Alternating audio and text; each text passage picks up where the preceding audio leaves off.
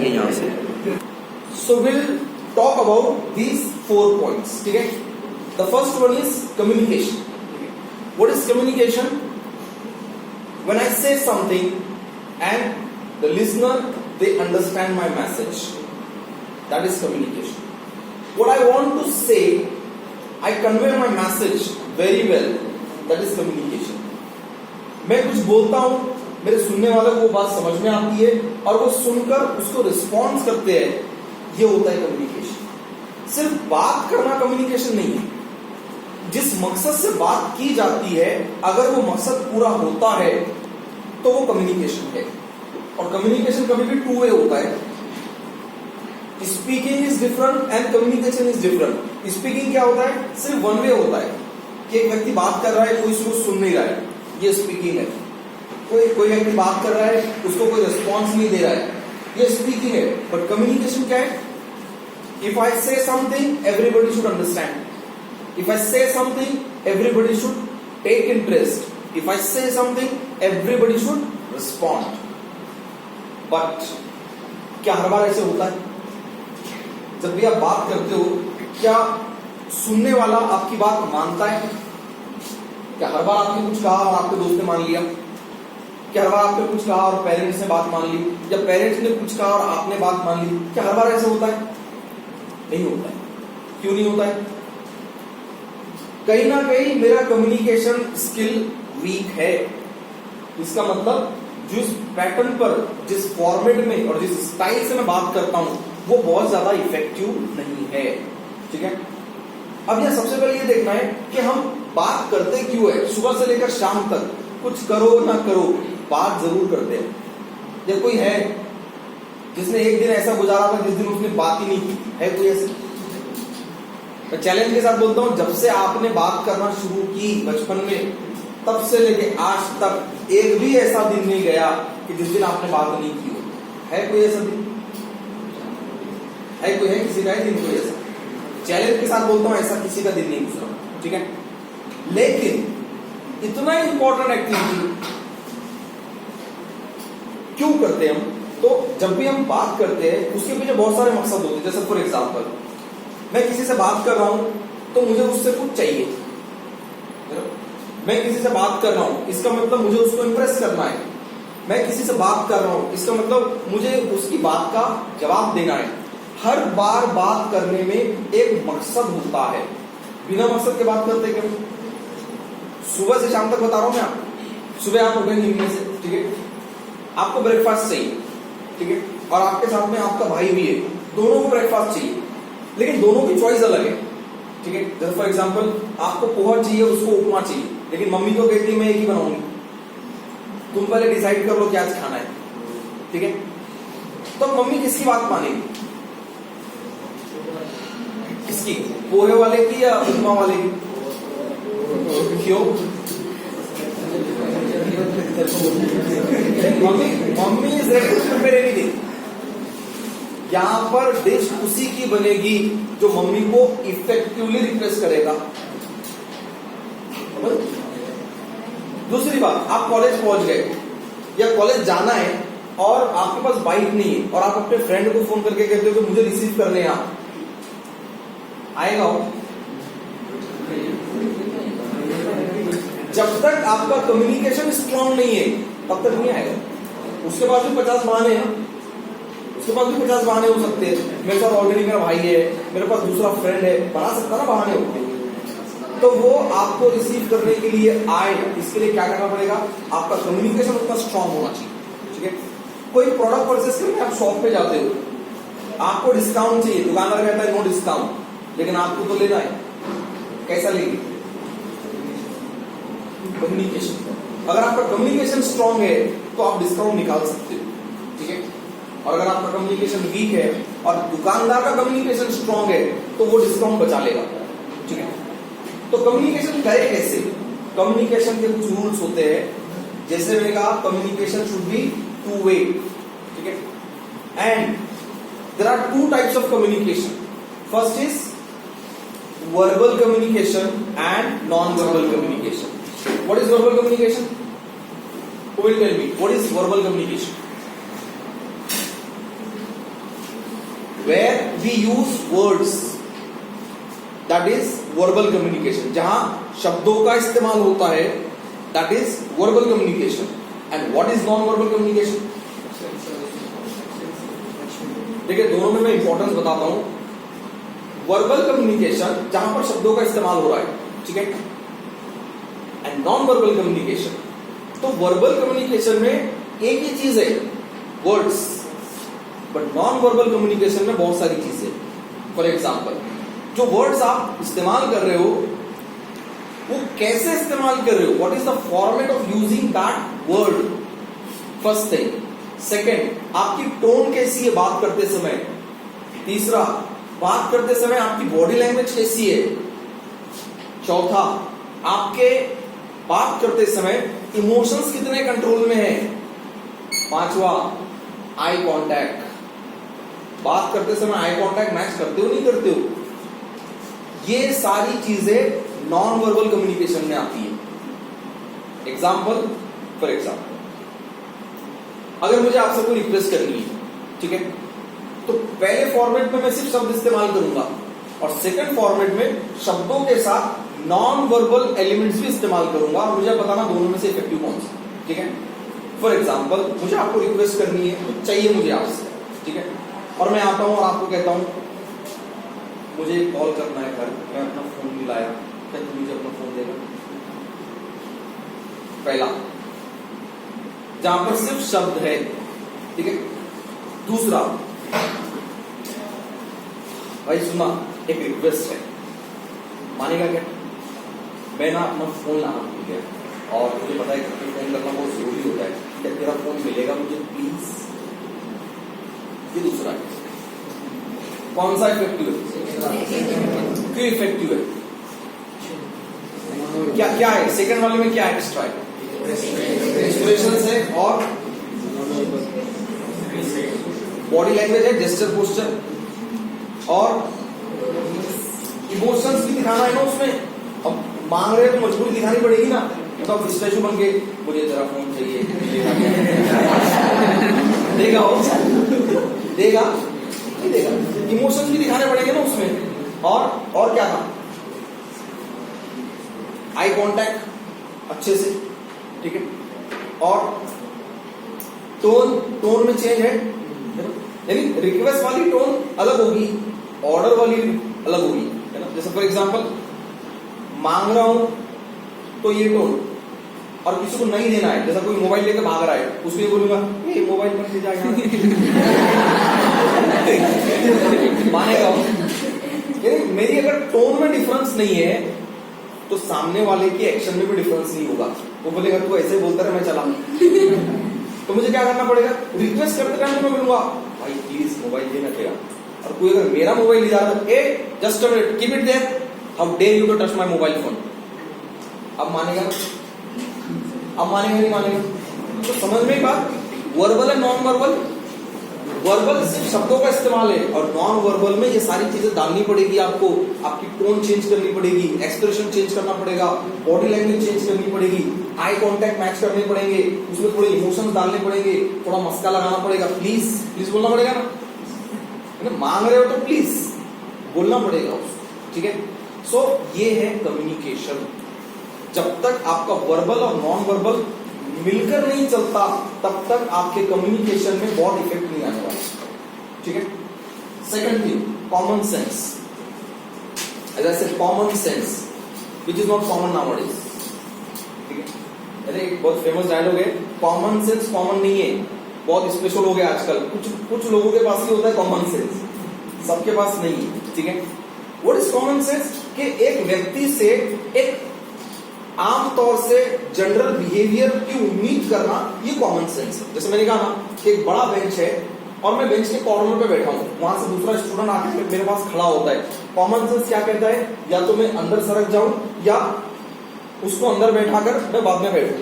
ये common sense है, लेकिन मैं वहां से हटता ही नहीं. इसका मतलब मेरे पास कॉमन सेंस नहीं है.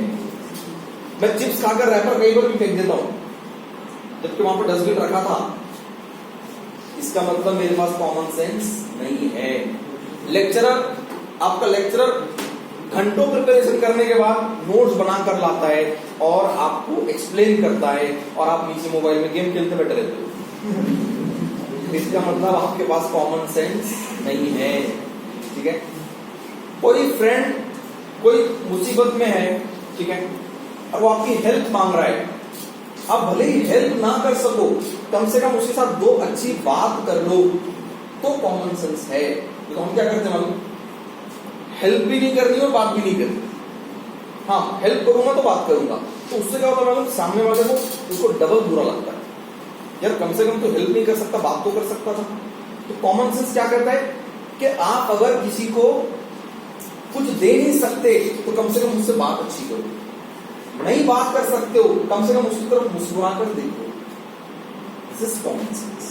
ठीक है, बट ऐसे होता है कि हम तो दूर से पतली गली कर लेते हैं, अरे वो आ रहा है चलो इधर से, नहीं आपको नहीं करनी उसकी हेल्प, मिलो बात करो और सिंपली बोल दो I am sorry I can not help you. This is common sense. ठीक है, ये तो होता क्या मालूम, कुछ लोग जो है ना, अक्सर लोग कैसे होते मालूम, पत्थर के जैसे होते, पत्थर के जैसे, कोई इमोशन ही नहीं, कोई कितना भी परेशानी में रहे, मैं तो ऐसे ही करता हूँ और ऐसे ही करूंगा, मैं अकेले घर से आता हूँ और अकेले आऊंगा, तू पैदल आ या साइकिल पे आ या मत आ, तू मैं तेरे को तू नहीं लेकर जाऊंगा। इसका मतलब कॉमन सेंस नहीं। ठीक है, next is corporation.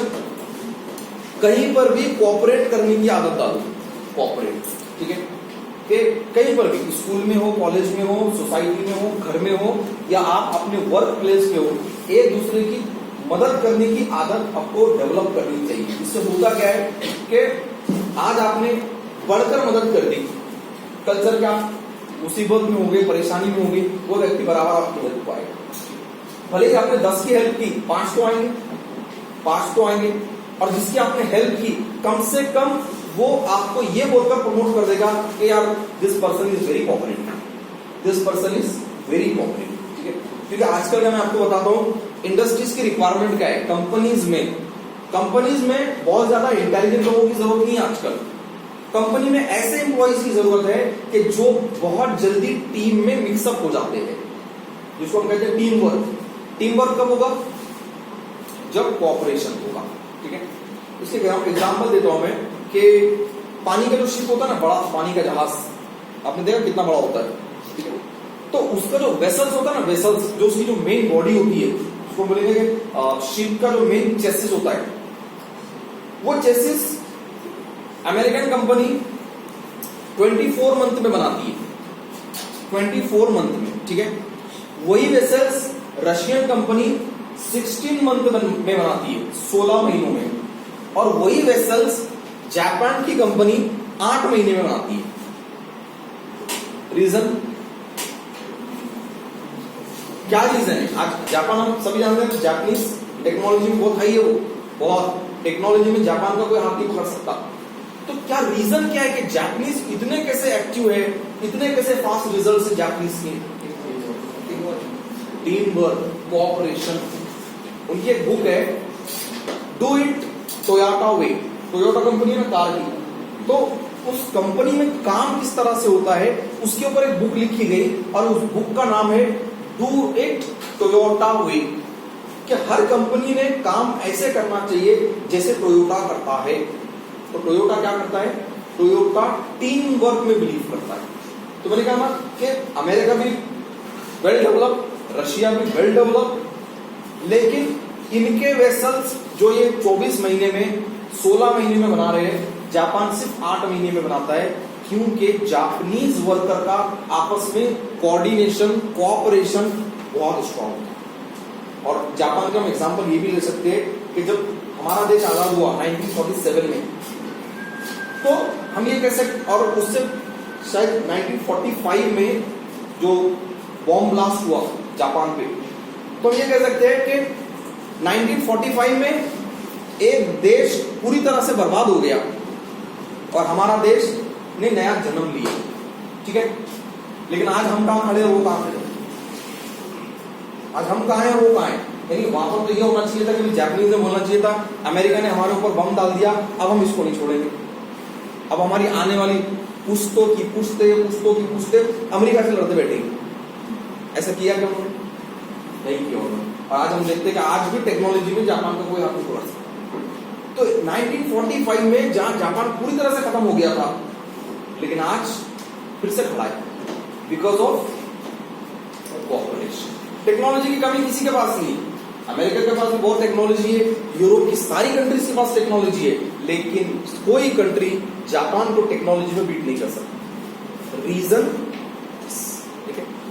The next is control the emotions. अब इमोशंस क्या क्या रोल है प्रोफेशनल लाइफ में या पर्सनल लाइफ में?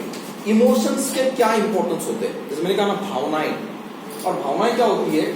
देखिए, बेस भावनाएं मतलब सिर्फ रोना भावना नहीं होती है।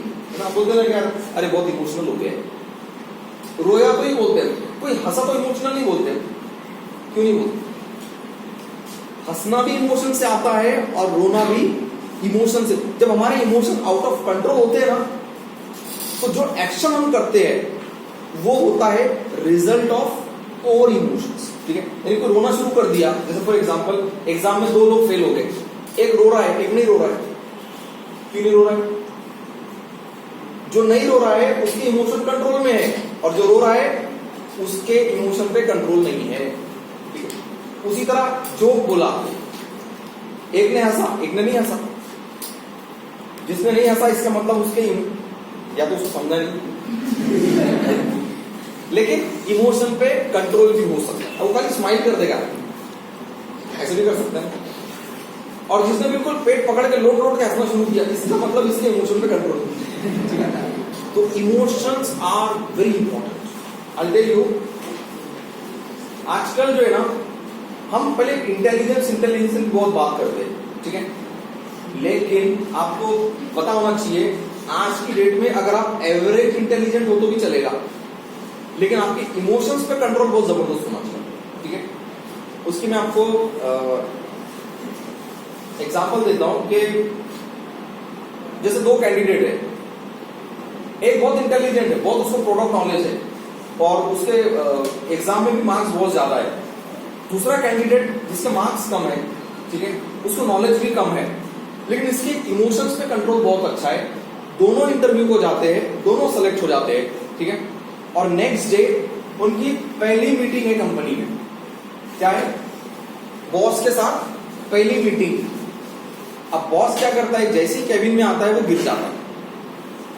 बॉस क्या करता है, जैसे ही कैबिन में आता है उसको ठोकर लगती है और वो सबके सामने गिर जाता है। अब जिसके इमोशन पे कंट्रोल नहीं है वो हंस देता है जिसके इमोशन पे कंट्रोल नहीं वो क्या करता है, हंस देता है, और दूसरा खामोश रहता है। मुझे बताओ जॉब किसकी रहेगी और किसकी जाएगी? जिसने हंस दिया उसकी जॉब गई। मिली किस बिना पर थी? अपने एजुकेशन की बिना पर, अपने परसेंटेज की बिना पर, अपनी नॉलेज की बिना पर, अपने एक्सपीरियंस की बिना पर, अपने रेफरेंस की बिना पर। यानी कई वजहों से जॉब लगी थी और सिर्फ एक वजह से नहीं। क्यों? इमोशन पे कंट्रोल नहीं है। समझ रहे आप? ऐसे कई कई सिचुएशंस हो सकती है। जैसे मिसाल के तौर पे इंटरव्यू को जाते हैं, फिर वही 2 कैंडिडेट, एक जो पढ़ाई में बहुत इंटेलिजेंट है लेकिन इमोशन पे कंट्रोल नहीं है, दूसरा पढ़ाई में एवरेज है लेकिन इमोशन पे बहुत ज्यादा कमांड है, और इंटरव्यू चल रहा है। अब इंटरव्यूअर ने आपको बोल दिया कि why do you want to come to city as your parents live in village. जब बहुत सारे पेरेंट्स फार्मर होते हैं, ठीक है, और स्टूडेंट जो है कैंडिडेट्स वो अपना करियर सिटी में बनाना चाहते हैं, है ना। तो इंटरव्यूअर ये क्वेश्चन हमेशा पूछते हैं कि आपके पेरेंट्स, आपके फादर फार्मर है, वो गांव में इतनी मेहनत कर रहे हैं, तुमको शर्म नहीं आती या शहर में आकर मजे लूट रहे हो? इमोशनल है ना। अब इस सिचुएशन में कैंडिडेट क्या बोलेगा? अब कैंडिडेट हो जाता है इमोशनल और बोलता है क्या करूं सर, मजबूरी है, मैं क्या कर सकता हूं, गांव में जॉब नहीं है सर इसलिए मैं यहां आ गया। यहां पर ऐसा आंसर कौन देगा? जिसके इमोशन पे कंट्रोल नहीं है। यहां पे आंसर क्या देना पड़ेगा मालूम? उसको इतना स्ट्रॉन्ग आंसर देना पड़ेगा कि जिसमें वो ये बताएगा कि मेरे यहां आने का मकसद क्या है। आंसर क्या होना चाहिए उसका? सर मैं यहां इसलिए आया हूं ताकि मुझे एक अच्छी जॉब लग जाए और मैं अपने पेरेंट्स को भी यहाँ पर लेकर आ जाऊंगा, मैं उनको खेतीबाड़ी ठीक से करने नहीं दूंगा, वहां पर हम दूसरे नौकर लगा देंगे।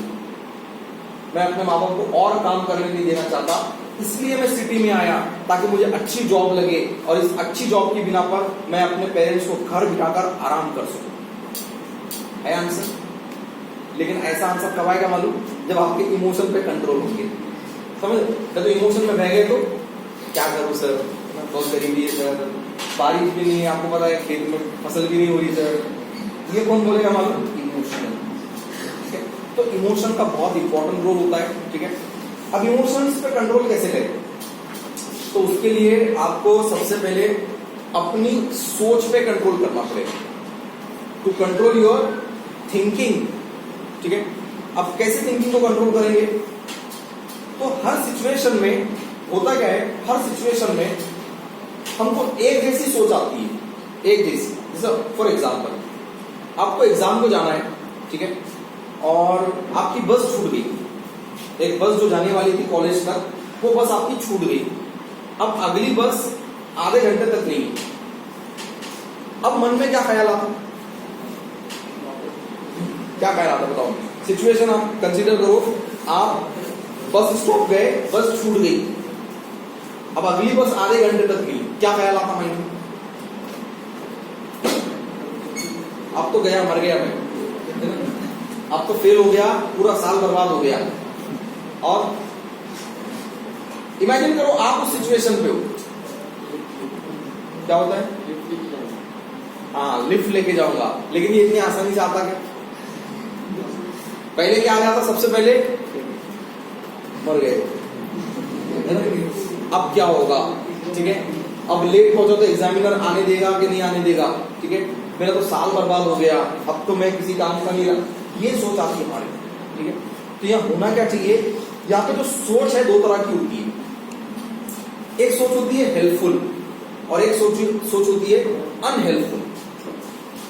वो सोच जो मेरी यहाँ इस सिचुएशन में मदद करे, that is called helpful thought. और ऐसी सोच जो उस सिचुएशन में मेरी मदद तो नहीं कर सकती, उल्टा मुझे और परेशान कर सकती है, वो है अनहेल्पफुल थॉट। ठीक है, तो वहां मुझे सोच क्या आनी चाहिए कि चलो ठीक है, बस तो छूट गई, लेकिन अब एग्जाम सेंटर तक पहुंचने के और क्या क्या ऑप्शंस हो सकते हैं, मुझे ये सोचना पड़ेगा। ठीक है, तो क्या क्या ऑप्शंस हो सकते हैं? जैसे आपने कहा कि मैं लिफ्ट मांग सकता हूं, या फिर मैं अपने फ्रेंड को फोन करके पूछ सकता हूं, अगर वो नहीं गया तो उसको कहता हूं कि प्लीज मुझे बस स्टॉप से पिकअप कर ले। या मैं अपने फादर को बोल सकता हूं कि आप थोड़ा ऑफिस आधा घंटा लेट जाओ, मुझे कॉलेज तक ड्रॉप कर दो। ठीक है, या मैं कितना भी लेट हो जाऊं अगर, तो मैं एग्जामिनर को मैं रिक्वेस्ट कर सकता हूं कि सर प्लीज मुझे अलाउ कर दीजिए, क्योंकि मैं बस की वजह से लेट हो गया। ये सोच आती है क्या? इतनी आसानी से नहीं आती है। ये सोच उसी को आएगी जिसके इमोशन पे कंट्रोल है। जिसके इमोशन पे कंट्रोल नहीं हो, क्या करेगा मालूम? सिचुएशन को कोसता रहेगा, ये बस को आज ही लेट जाना था क्या, मेरी तो किस्मत ही खराब है ना? आती ना ऐसी सोच। तो यहां पर पहले क्या करेंगे? अपनी सोच को हेल्पफुल बनाएंगे। ठीक है, और इमोशंस, अब इमोशंस क्या होते हैं? देखिए, बेसिकली 3 टाइप के इमोशंस होते हैं। एक होता है फियर, ठीक है, एक होता है डिप्रेशन, और एक होता है एंगर, डर, डिप्रेशन और गुस्सा। ठीक है, अब ऐसी कई सिचुएशन होती है जहां पर गुस्सा आना स्वाभाविक है, कुछ ऐसी सिचुएशन होती है जहां पर डिप्रेशन आना स्वाभाविक है, कुछ ऐसी सिचुएशन होती है जहां पर मुझे डर लगना स्वाभाविक है। ठीक है, लेकिन अगर ये सिचुएशन के इमोशंस बहुत ज्यादा हाई होते हैं तो मैं एक्शन नहीं ले सकता। तो मुझे करना क्या पड़ेगा? वो इमोशंस को कहीं ना कहीं कंट्रोल में रखना होगा। जैसे मिसाल के तौर पे आपने यहां मोबाइल रखा, ठीक है, और 2 मिनट के बाद आपका मोबाइल दिख नहीं रहा, 2 मिनट के बाद मोबाइल नहीं दिख रहा। अब जो सबसे नजदीक बैठा है आपको उस पर शक गया और आपने क्या किया मालूम? उसको गुस्से में बहुत बातें सुना, मेरा फोन कैसे लिया, तूने हाथ कैसे लगाया, ठीक है, और बाद में आपको मालूम पड़ा कि मोबाइल उसने नहीं, उसने लिया था। क्या हो गया? आपके रिलेशन खराब हो गए। तो यहां भले ही आपको गुस्सा आया, लेकिन गुस्से की 100% लेवल तक नहीं जाना है, कहीं ना कहीं उसको 30-40 पे रखना है, ठीक है, क्योंकि आपको पता नहीं उसके बाद सिचुएशन क्या होने वाली है, ठीक है। उसी तरह डिप्रेशन, एग्जाम में फेल हो गया, एग्जाम में फेल हो गया, आखिरी लिमिट क्या है उसके बाद? डिप्रेशन की आखिरी लिमिट क्या है? सुसाइड, है ना, आखिरी लिमिट वही है ना। एग्जाम में फेल हो गया, अब तो मेरी जिंदगी किसी काम की नहीं, आई एम कंप्लीटली लॉस्ट, गया सुसाइड कर लिया। क्या एग्जाम में फेल होना इतना बड़ा डिप्रेशन है? क्या लोग फेल नहीं होते? क्या सब पास होते हैं? या फिर जो लोग फेल हुए एग्जाम में, क्या उन्होंने अपना करियर नहीं बनाया? बनाया ना, ठीक है। बात दुखद है, लेकिन इतनी भी दुखद नहीं है कि मैं अपनी लाइफ खत्म कर दूं। तो यहां पर होगा क्या? डिप्रेशन का लोअर लेवल। तो डिप्रेशन का लोअर लेवल क्या है? सैड, ठीक है, मुझे दुख हुआ। अनकंफर्टेबल, मुझे अनकंफर्टेबल फील हो रहा है, ठीक है, मुझे बेचैनी हो रही है, ठीक है, लेकिन इतना हाई लेवल नहीं कि इसमें मैं बहुत खतरनाक डिसीजंस ले लूं। तो यहाँ इमोशंस को क्या करना क्या पड़ेगा कि इमोशंस के हायर साइड जाने के बजाय मिडल लेवल या उसके लोअर लेवल, ठीक है। क्योंकि इमोशन से होता क्या मैं आपको बताता हूँ, एक कहानी सुनाता हूँ आपको इमोशंस, ठीक है, क्योंकि स्टोरी से बहुत जल्दी बात समझ में आती है हमारे। एक बार क्या होता है, एक राजा अपने मंत्री को कहता है कि शहर के 2 सबसे इंटेलिजेंट लोगों को लेकर आओ, 3 सबसे इंटेलिजेंट लोगों को लेकर आओ, मुझे इनको कोई काम लेना है। अब वो मंत्री अनाउंस कर देता है पूरे सिटी में कि राजा ने 3 इंटेलिजेंट लोगों को बुलाया। अब शहर वाले भी सुनकर देते हैं, जो सबसे इंटेलिजेंट होते हैं वो 3 लोगों को वहां पर लाया जाता है, ठीक है। राजा कहता है मैं तुमसे एक काम लूंगा, करोगे? अब वो इंटेलिजेंट ना नहीं बोलते, क्योंकि इंटेलिजेंट है ना, बोलते बिल्कुल आप जो बोले वो हम करेंगे। राजा कहता है इसमें लेकिन कंडीशन ये है, अगर तुमने मेरा काम मेरे शर्तों के मुताबिक किया तो तुमको बहुत इनाम दूंगा मैं, ठीक है, लेकिन अगर तुमने मेरा काम मेरी शर्तों के मुताबिक नहीं किया तो सजाए मौत। देखिए राजा की कंडीशन क्या है, मैं जो भी तुमको टास्क दूंगा वो टास्क तुमने मेरी शर्तों के हिसाब से किया तो बहुत सारे इनाम मिलेंगे, लेकिन अगर ये काम मेरी शर्तों के हिसाब से नहीं हुआ तो सजाए मौत। तब ये इंटेलिजेंट रहते तो बोलते सर पहले बताइए काम क्या है, उसके बाद हम हाँ और ना बोलेंगे। देखो इंटेलिजेंट है, मैं प्रूव ये करना चाह रहा हूं कि इमोशन इंटेलिजेंस से ऊपर होता है, ठीक है। तो राजा कहता है तुमको देखो जंगल में जाना है और किसी भी एक फ्रूट के 10 पीस लाने हैं। क्या करना है? किसी भी एक फ्रूट के 10 पीस लाने हैं। अब ये बोलते तो बहुत आसान काम है, राजा कहता है लेकिन अगली कंडीशन आने के बाद समझाऊंगा, ठीक। ये बोलते चल ठीक है, समझ में आ गया हमको क्या करना है। तीनों जाते जंगल में। अभी देखो एक कंडीशन बाकी है। पहली कंडीशन क्या कहा उसने, मेरा काम मेरे मुताबिक करोगे तो इनाम। तुमको जंगल जाना है, एक फ्रूट के 10 पीस लाना है, ठीक है, बाकी के रूल आने के बाद। अब वो तीनों जाते जंगल में। सबसे पहला जो पर्सन होता है वो 10 एप्पल लेकर आता है, एप्पल, ठीक है, 10 एप्पल लेकर आता है। राजा कहता है चलो लेकर आ गया, हाँ सर ला लिया मैंने, चलो काम ये है तुझे ये 10 एप्पल मेरे सर पर बैठाने हैं। कहां बैठाने? सर पर बैठाने, ठीक है। अगर एक भी बचा तो सजाए मौत।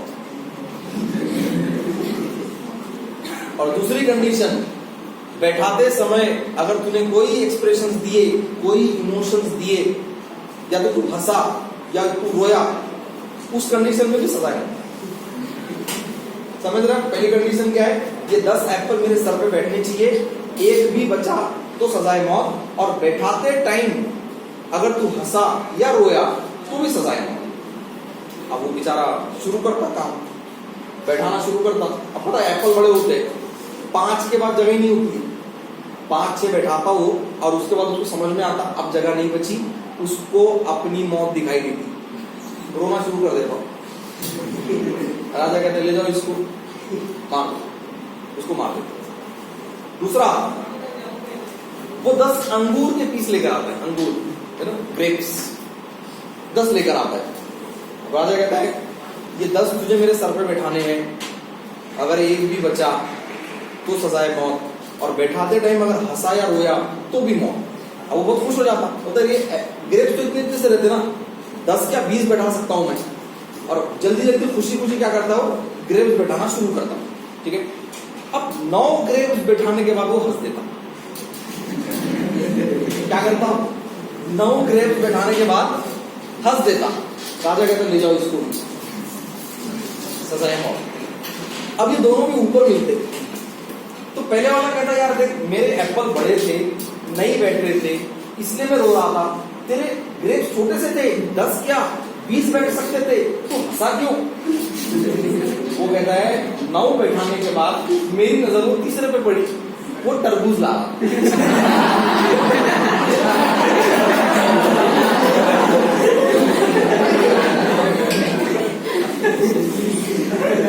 क्या कर रहा था वो, तरबूज ला रहा था, तो मेरे इमोशन कंट्रोल तो मुझे समझ में आ गया यार इसका क्या होगा। अब हमको पता है उसका क्या होगा, जो भी होगा, लेकिन ये क्यों मरा, इसके इमोशन कंट्रोल में नहीं। भले इंटेलिजेंट था ये, अपने काम में एक्सपर्ट था ये, और काम भी अच्छे से कर रहा था, लेकिन जहां उसने इमोशंस छोड़े गया वो भी। ठीक है, तो यहां पर सिर्फ इंटेलिजेंस काम नहीं आता है, इमोशंस बहुत काम आते हैं। ठीक है, अब इमोशंस और कहां काम आते हैं, सबसे इंपॉर्टेंट बता रहा हूं, सबसे इंपॉर्टेंट हमारी फैमिली लाइफ में जिसके इमोशन कंट्रोल में है उसके रिलेशन बहुत अच्छे। आपको एग्जांपल दो, आपकी फैमिली में जो व्यक्ति सबको मिलाकर चलता है कोई, या करो कोई ऐसा व्यक्ति जो सबको मिलाकर चलता है, पूरी फैमिली को जोड़े रखता है, उसको बुरा भला बोलो फिर भी आ जाता है। ठीक है, जल्द नाराज हो तो जल्दी से मान जाता है, सबसे साथ रिलेशन मेंटेन करके रखता है कोई ऐसा याद आ रहा है? होता है, हर फैमिली में एक तो होता है कोई, ये वो व्यक्ति है जिसके इमोशंस बड़े स्ट्रॉन्ग है। और एक होता है जो बिना बात पर उठा रहता है, मेरे को नहीं पूछा, मेरे को नहीं बोला, मेरे को खाना नहीं दिया, है ना, साड़ी नहीं दी शादी में, है ना, शादी में बहुत चलता है। ये कौन है मालूम, इसके इमोशंस पे कंट्रोल ही नहीं है। तो यहाँ फैमिली मैटर्स में जिसके इमोशन स्ट्रॉन्ग उसके रिलेशन सबसे अच्छे। अब इमोशंस का जो रिलेशन है वो पर्सनालिटी से होता है, पर्सनालिटी से।